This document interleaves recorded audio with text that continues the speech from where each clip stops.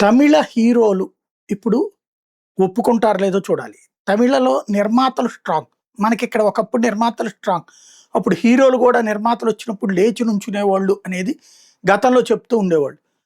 'చిరంజీవి' గారి తరం వరకు నిర్మాతలు స్ట్రాంగ్. ఆ తర్వాత ఇప్పుడు నిర్మాతల ప్లేస్‌లోకి హీరోలొచ్చేసారు. హీరో కోరుకున్నోడే నిర్మాత, హీరో కోరుకున్నోడే దర్శకుడు. హీరో కోరుకున్నావిడే హీరోయిన్, హీరో కోరుకున్నటువంటిదే కాస్టింగ్ అంతా ఉంటుంది. గతంలో అయితే నిర్మాత డిసైడ్ చేస్తాడు. హీరో ఎవరో, హీరోయిన్ ఎవరో, కాస్టింగ్ ఎవరో కూడా.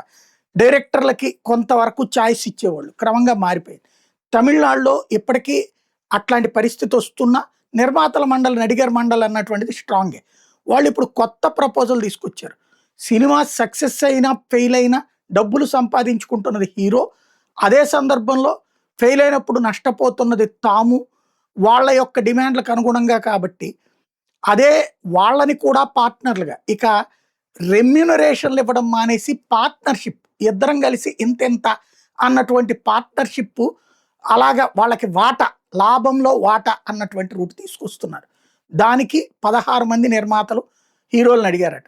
హీరోలు అయితే హీరోల కాన్సెప్ట్ ఎట్లా ఉంటుంది? నువ్వు సినిమా ఫెయిల్ అయినా సక్సెస్ అయినా నా పాత్ర అయితే కంప్లీట్గా నేను పనిచేశాను కదా, అప్పుడు నా రెమ్యూనరేషన్ నాకు కావాలి. ఇస్తే ఆ లాభంలో వాటా ఒప్పుకుంటారు గానీ, నష్టంలో వాటా ఒప్పుకోరు. కాబట్టి ఏం జరుగుతుందో చూడాలి.